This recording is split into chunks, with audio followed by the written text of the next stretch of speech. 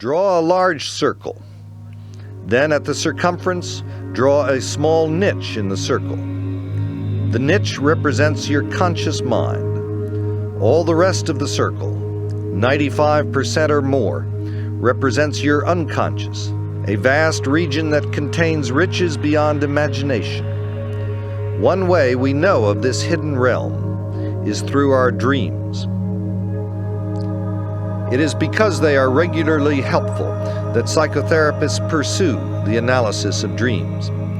When we succeed in making a translation, the message always seems designed to nurture our spiritual growth. This assistance comes as warnings of pitfalls, as guides to the solution of problems, as pointers to the way we need to go when we are floundering, as encouragement that we are right when we think we are wrong, and vice versa. The unconscious also communicates when we are awake. So-called idle thoughts provide us with insight into ourselves, into others, or into the world around us.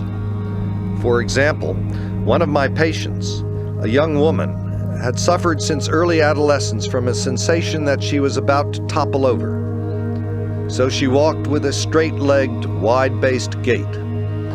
In the middle of our third session, a word popped into my mind: Pinocchio. I pushed it out, but the word came back again and again. Finally, I began to wonder, what the hell could Pinocchio mean? That she's Pinocchio? She's cute, a little doll. She walks like a stiff-legged wooden soldier. That's it. She's a puppet. Instantly, the essence of the patient was revealed. She was a puppet trying to act alive, but afraid that at any moment she would topple over and collapse in a tangle of sticks and strings. Formed by a domineering mother, her will was totally devoted to being clean, neat, and saying all the right things. She had a total lack of self-motivation and lacked ability to make autonomous decisions. This valuable insight presented itself as an unwelcome intruder.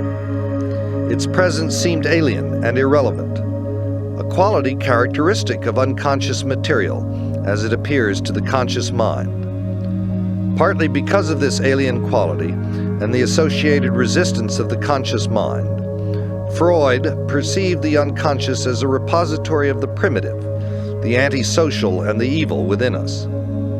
It is as if he assumed, because our consciousness did not want it, that unconscious material was bad. Similarly, he assumed that mental illness resided in the unconscious. I have concluded that mental illness is in fact a phenomenon of consciousness. Consider repression.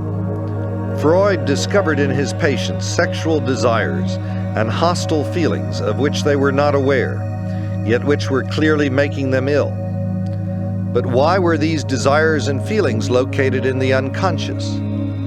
Why were they repressed? Because the conscious mind did not want them. The problem is not that human beings have hostile and sexual feelings, but rather that human beings have a conscious mind that is often unwilling to bear the pain of dealing with these feelings. A third way in which the unconscious speaks to us is through our behavior, through slips of the tongue and other mistakes. The conscious mind is intent upon hiding the true self from the therapist and from self-awareness. But the unconscious struggles toward honesty, fighting to tell it like it is.